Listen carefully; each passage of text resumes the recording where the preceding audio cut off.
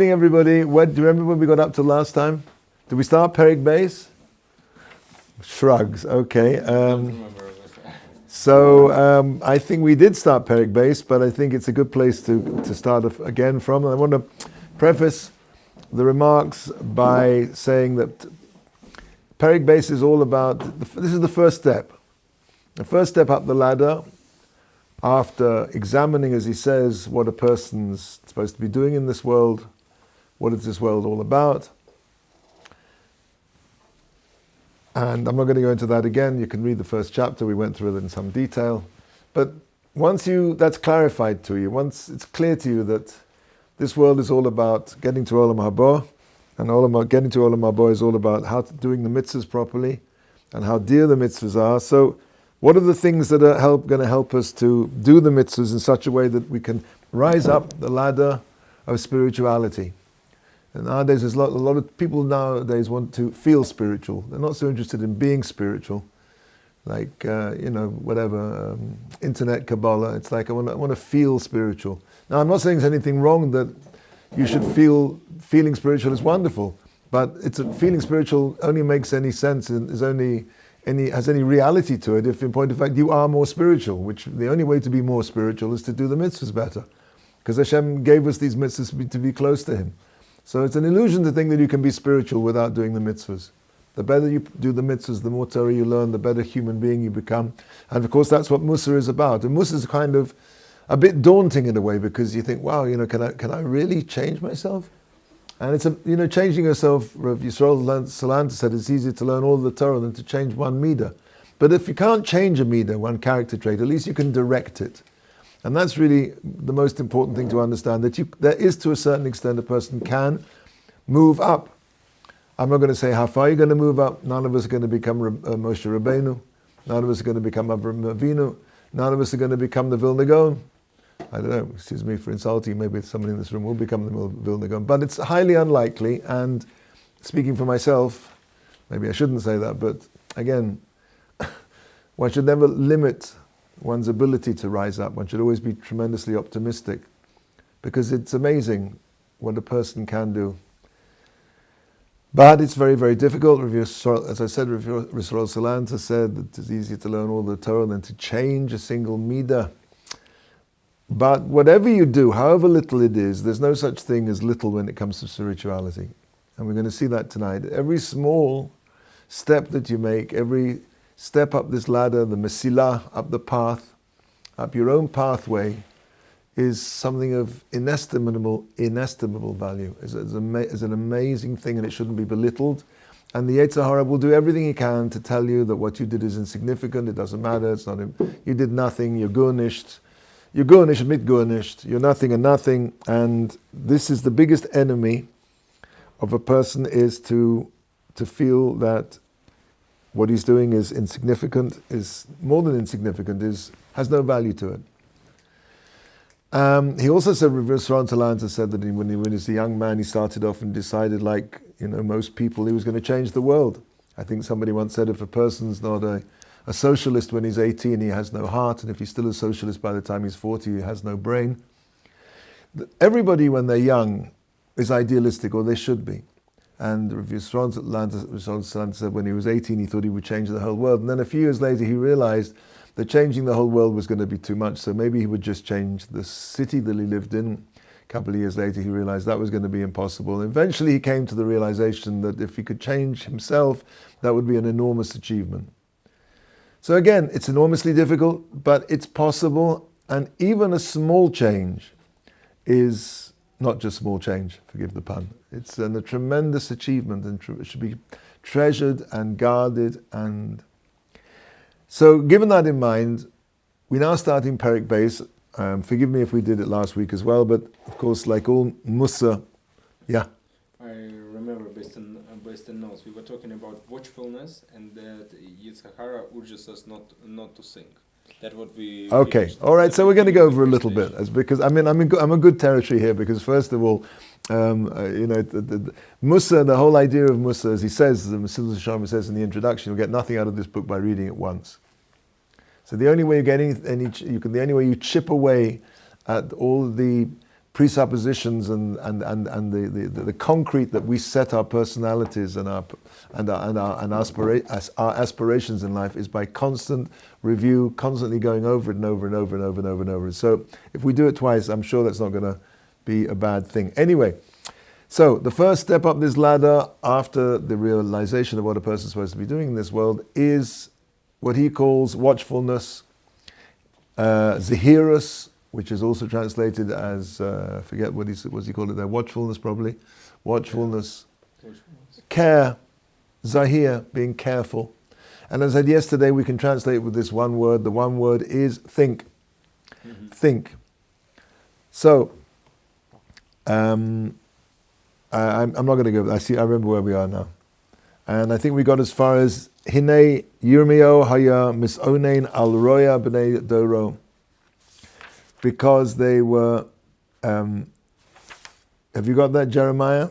Jeremiah used to mourn over his generation on this evil, that they were afflicted by this affliction, this nega is like almost like a leprosy, a spiritual leprosy, that they would hide their eyes, see no evil, hear no evil, and say no evil. Well, I'm not sure about the saying no evil, but they would hide their eyes and their ears. They wouldn't pay attention. And of course, the whole thing of this chapter is think. Think. You have to set aside time of the day. We said sometimes last time at night, it's also good to go wander off and sit down on the park bench there and sit and think about your life and think about what it is you're doing and what you want to do and where you are and where you're going, and is the way that you're going the way that you're going to get to where you want to get to. This is all after you've clarified, of course, what it is that's really important in this world. Okay, so he said, Jeremiah said, Yirmiyah said in Perek Ches, Pasuk Vav, Ein ish necham al ra'osoi, leima me'asisi, kulo shav b'rutzusim kasus shotev milchama. Nobody's having pity, so to speak, on themselves. They're just charging along like stallions in a war.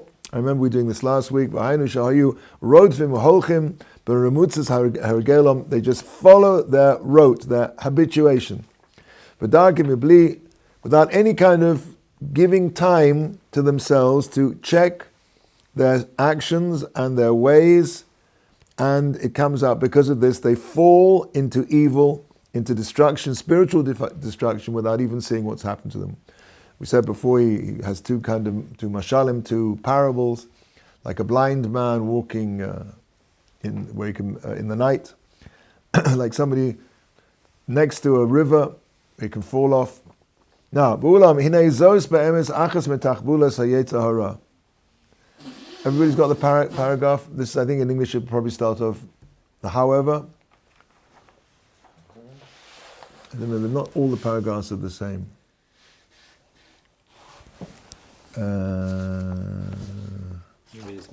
Perik. So this is way with Perik base. I'm sorry, I should have announced this. Perik base. Here we go.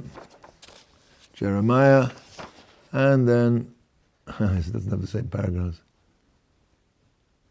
That one's a very old print. In reality, here we are. In reality, in English, in reality, and it's in Hebrew. This is in point of fact one of the tricks of the Yetzer Hara. What he's going to say is as follows: the Yetzer Hara. How does the Yetzer Hara make it that a person doesn't think? Now, the human mind is an extremely active thing. I don't know, somebody once said you have about 60,000 thoughts a day. I don't know how they managed to count them. But we all know that our mind is constantly operating. And clearly when a person clarifies and identifies what it is he's supposed to be doing in this world, this will lead him to think. So the Yetzer Hara's trick is to make sure that a person doesn't think. How does he do that? So he's going to say, he fills a person's life with tremendous amount of things he has to take care of. So busy that he can't think about anything. He's going to see, we'll see this inside, it says that that's exactly what Pharaoh did, Paro did. Paro wanted to make sure the Jewish people were so busy as they say in Yiddish, bis Nacht auf morgen, from night to morning, or morning to night as we say in English. Just too busy to... This is actually the hallmark of all repressive regimes. From Stalinist Russia, you name it. Keep people busy. Keep them so, their noses to the grindstone. Keep people so busy they have no thought. They can't think about rebelling, let alone have time to organize. Nowadays, of course, where life has become much easier, the Yetzer Hara has now moved to different territory. Most people now have in their pockets something that I call a weapon of mass distraction. The Yetzer Hara, it's a wonderful machine for the Yetzer Hara. You're so distracted, a person has to see this, and he has to know what's going on in China, and he has to know what this quote-unquote influencer, who is this person? You have to know what everybody thinks about everything, and why they're wrong and why they're right, and it's a world that takes over a person's mind. So the Yetzer Hara always has many ways, but at the end of the day, I think I once told you that. No, I'll leave that story for another time. The Yetzer Hara wants to keep your nose to the grindstone, as they say in English. He wants to keep you very, very busy doing all kinds of stuff, some of which is necessary, a parnasa, but you have to be very careful, and that's why the whole point is think. And in order to be able to think, you have to set a time where you specifically break away. And you go into the park and you sit on a bench and you think about your life. And you think about what you're doing. And you think about what's important. And you think about where you want to get to. And you think all of these things we've talked about. This is in truth one of the tricks, the ruses of the Yetzer Hara. And his trickery, to make a person's work extremely heavy on him. On people's hearts, literally. Until they have no space in their brains, to introspect, and to look, in which way they're going. Because he knows, libam kimat kat al darchehem vaday miyad hayu maschilim linochem maasehem. That he knows that if you give a person even a slight respite, they will almost definitely examine their ways, and they will immediately start to regret what they're doing. And va'isa hacharata hacholes v'ismaget miskaberes behem ad shihu ozvim achet legamre. And this is a beautiful thing to remember. And it'll be that this charata, this regret, will literally continue to grow, holeches miskaberes, inside them, until they will leave completely the chet, whatever that chet is, completely. A person looks at something that he shouldn't be looking at. This is a big problem nowadays, specifically because of these machines. And he has a moment's regret. That moment is so powerful. That moment of regret is so powerful. Because if a person acts on that moment and he seeks help, he reaches out, and there are many facilities nowadays to help people with this addiction, this terrible addiction. But that moment of regret is so powerful because it'll grow. It's like a little pure spark in somebody, that if he acts on it, he'll gradually, eventually conquer it, dominate it, and eradicate that negativity from himself. And as I said before, this idea of not allowing a person to think about what he's doing, to not consider it. I mean, of course, a person knows what he's doing, but not to reflect about what he's doing. What is that I'm doing, and where does that take me to? This is like the advice of Paro Harosha Shamar, so he says, Tikabed ha'avoida al ha'anashim. Make the work heavy. V'yasu ba va'al yeshu b'divrei shoker. What's the rest of this pasuk? Somebody's got the English there. Make the work heavy on them. Shemos. Make the word. Yeah, but it's. Intensify the men's labors Oh, he doesn't quote the rest of the pasuk. Okay. So intensify their labors. Shahaya miskaven shelo lahagia lehem revach klal levilti yitnu lev o yosimu eitza negdo. Why did he do this? Because his intention was, Paro, that they should have he shouldn't leave them any space at all to, it says a very similar thing just before, to levilti yitnu lev, so that they can pay attention whatsoever, or they should yotzimu eitza, or they should take advice, they should conspire, negdo. Ella hayo mishtadel lafriya lehem mikol hisbonenus, but he tried to interrupt and interfere with any kind of introspection, bekoach hasmodus ha'avoda habilti mufsekes, with the constancy of this constant work which is without end, which never stopped, never ever ceasing. That's the point. That's what the Yetzer Hara tries to do. He doesn't want to give any crack there to let a person think for even a split second. And that's the beauty of taking even a little time. And sometimes a person thinks, I don't have time for all this. But even a little time, you just go for a walk around the block, go away from people, sit somewhere, and you'll be surprised how this has tremendous benefits. This is exactly the advice, the scheme of the Yetzer Hara, mamash exactly al b'nei Adam, with regard to people who are concerned. Ki ish milchamahu, because he is a man of war, who umelumed ba'armimus, and he is well versed in trickery. A lot of fighting a war is to trick your opponent. It's not just brute strength. So of course the Yetzer Hara has brute strength. The Yetzer Hara is a malach. He's an angel. As we're going to see in a second, you can't beat an angel, you're only a man. How do you succeed? We'll see in a second. But he's an ish milchama, he's a man of tactics. We're going to see in a few seconds that there are chinks in his armor. He has flaws, he has ways that you can get around him. But he's an ish milchama and he's well versed in trickery.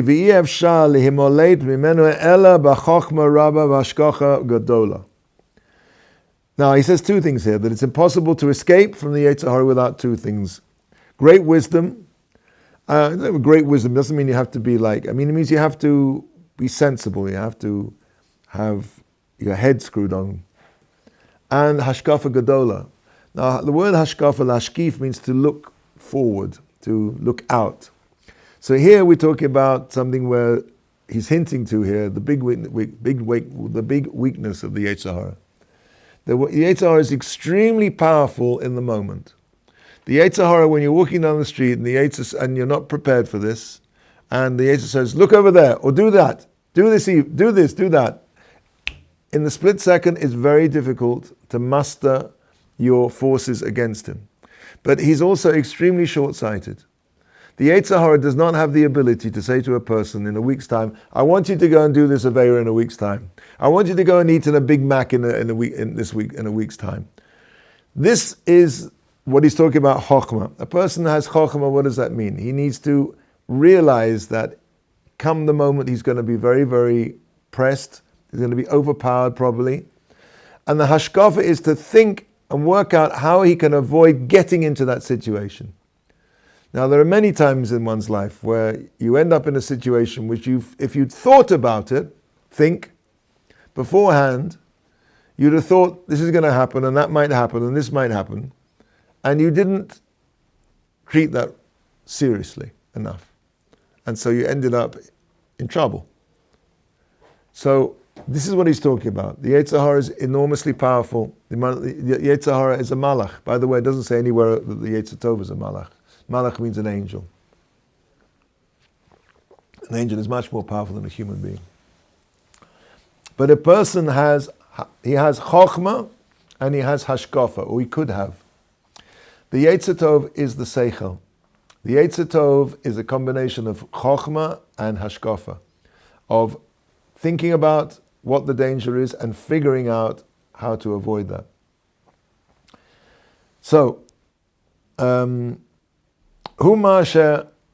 Hanavi tzavech va'omer. This is what Chagai screamed out and said, Simu levavechem al darchechem.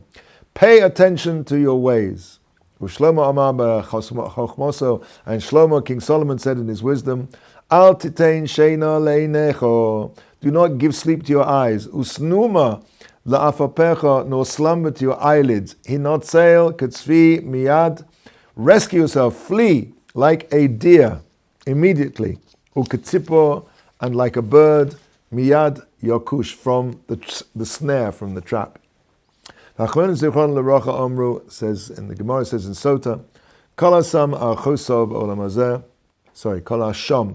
Anybody who evaluates his ways, what we've been talking about in this world, Zocher, he will merit V'roya V'Yeshua So Shel HaKadosh Baruch Hu. He will see the salvation of Hashem. There's something here he brings in the notes, Rav Dov Segel brings in the notes, that about Rav, again, Yisrael Salanta, that it's, a person tends to think, and it's a big mistake, and it's also a tachbul of the Yetzer Hara, that he's got to change himself completely, or he's got to, the Yetzer Hara loves it when people make big kabbalas. He stands there on Yom Kippur, like a person stands there and says, I'm never going to look where I shouldn't look again. I'm never going to speak Lashon Hara again. The Yetzer Hara is breaking himself up with laughter. Like, my Rebbe once told me in his first year in Ner Yisrael, he stood there on Yom Kippur with 4 pages of kabbalot, of resolutions. The second year he had 3 pages, the third year he had 1 page, and the fourth year, and then there was none. The fact of the matter is that if a person wants anything to stick, and this is what he's going to say here, and it's the only way really to work, is to do things which are small, to do things which are, fixed, and to do things, that's really what I meant by hatmada, the hasmada. For example, let's say, benching is a mitzvah d'oraisa. If a person would undertake, let's say, on Yom Kippur, you don't have to wait to Yom Kippur, to say, every Tuesday lunchtime, I don't know, Wednesday lunchtime, whatever the better lunchtime is here in Or Sameach, and he's going to wash, and he's going to bench from a siddur or a bencher. So that is a very, very small thing to do. But if you do it every single week, that has an effect upon you.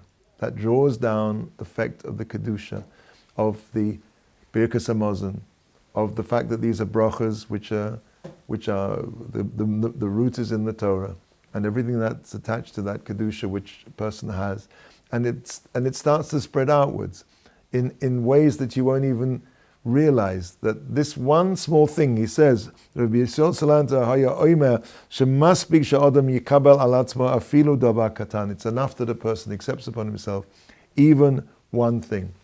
Let's say, a person has a tremendous problem, as people do it nowadays with, Baruch Hashem, we're in yeshiva.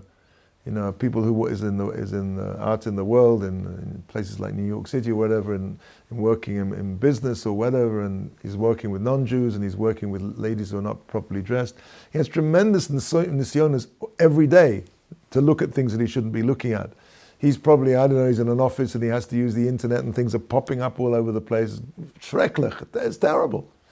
But if you know something, if he is makabel once upon a day, once a day, when something comes up, something pops up into his eyes, to turn away, this person is going to, he doesn't realize the effect that that's going to have in Shemayim, and on his neshama, and on his ability to grow up that ladder.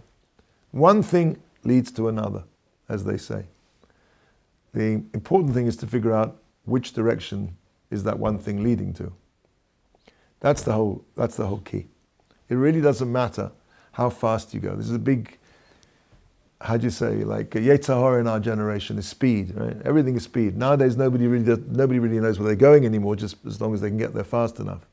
It's not enough to have, 10 megabytes, you've got to have 100. Everything's going to be super fast. And fast in itself has become a virtue. I think this is because people are really not sure where they're supposed to be going to, but at least I can get there quicker. It's a kind of bilbul, a mix-up of the generation. But speed is an illusion and is dangerous. I think I once told you, I'll tell you again, my Rebbe was running out once with his brothers and sisters, and his grandmother shouted out, "Where are you going?" And this is all in Yiddish, of course, and they shouted back, "We're going to do a mitzvah. We're running to do a mitzvah." So she said, to a mitzvah you don't run. Whenever you find yourself running anywhere, have a good think about where you're running to. So this idea here is that I have to do everything at once, and that's not true, says Risarol Salanta, even if you do something small. And if you do it even something small has a tremendous effect. And I want to say that not only that is the only way that a person will ever get anywhere. Because we mentioned this last week, that when a person tries to bite off more than he can chew, he's sick. You do something small. What this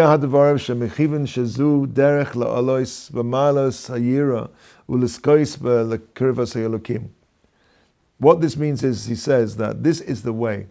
It's not in the book, I'm reading notes here.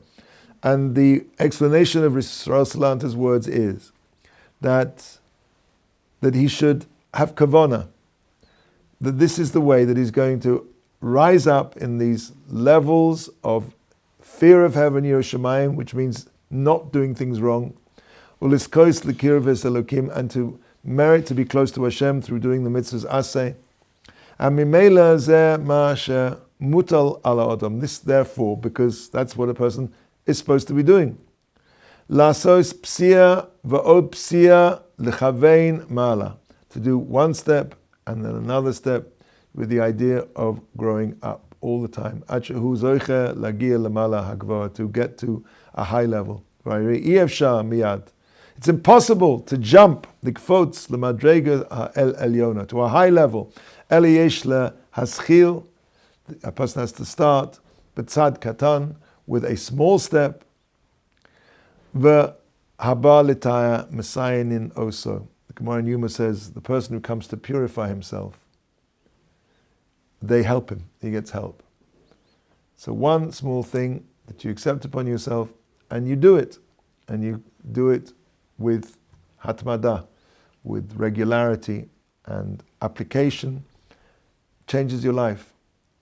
Similarly with a small action, kava nechshav sha'odam oiveid al hamala hagodola. He's already kind of, so to speak, working on that higher level, because that's where he's going to get to through this small Kabbalah. And this is something which I think a person has tremendous optimism, because, as I say, a person can think, "Oh, this is not for me. I mean, we're in a generation now, do me a favor." But no, a person just does something very small, and he does it. It has this tremendous power. And the Yetzer Hara, apart from wanting to keep you busy doing things which are going to stop you from thinking, he's also going to tell you that what you're doing is nothing. Let's just finish off. Next paragraph. It's clear that even if a person supervises himself, he's very careful, he does all of these things.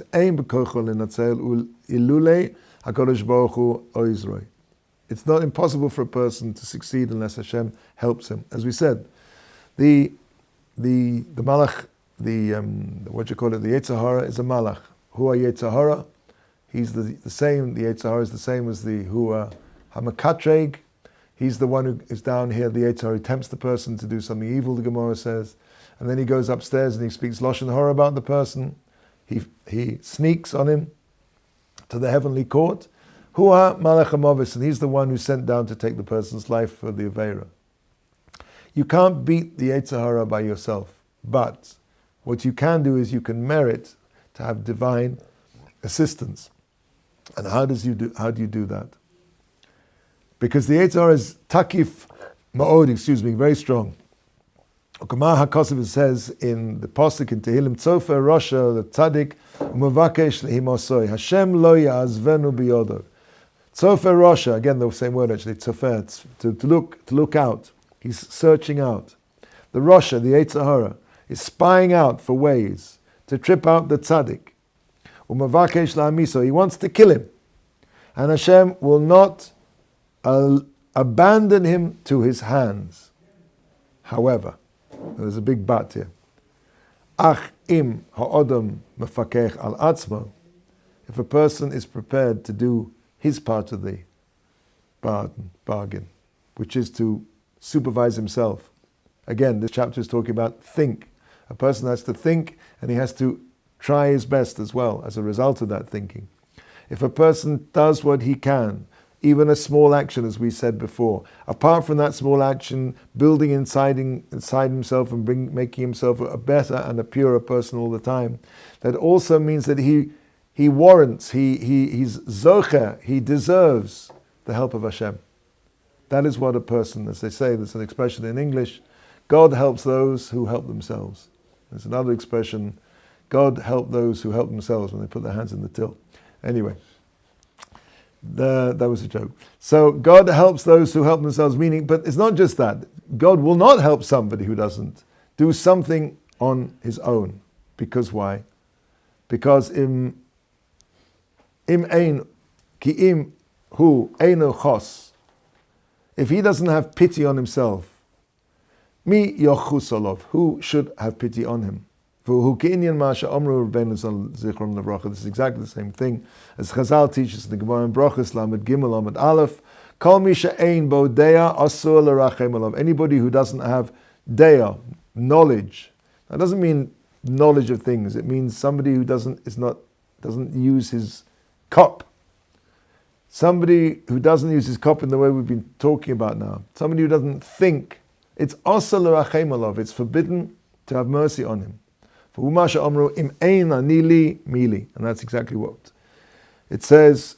Hillel says in Avos, if I'm not for myself, who will be for me? Now it seems a bit tough really if you think about it, like, okay, the guys, but that's be'etzem, the etzem tzuras ha'adam is a person, that's what a person has the ability to do. That's, you have been given the ability to think. And if you don't think, then as we saw before, you're worse than the animals. As we said before, an animal has an instinct, but the animal doesn't know why he's running away. He just senses danger. A person with a brain understands what the danger is. And if he is not prepared to save himself, then essentially he has lost the essential part of what makes him a human being. He's lost his tzuras ha'adam, So this is why it's very serious. And this is why that only Hashem will only have mercy and will help and will save. He'll save. He's not going to abandon a person. But that's provided you do your work. You have to do whatever you can do. And again, Yetzer Hara is a malach, he's an angel. You can't beat him single-handed. But you can beat him. You can beat him by being worthy of this help from Hashem, which means that you did your best. Okay, we'll draw a pause here. Bezrat Hashem will carry on next week with the next chapter. So if you can remind me, chapter 3, which is the explanation of the parts of zehirus, of watchfulness. In other words, thinking has to be done. It's going to explain how thinking works. There is thinking at the time you're doing something, there's thinking about something before you do it, thinking about after you've done it. We're going to analyze now how it is that we utilize this midah, this character trait of watchfulness, of zehirus, of care, of thinking, analyzing our actions in various ways, in the ways which will help us, Bezrat Hashem, to rise up our own personal ladders. Okay.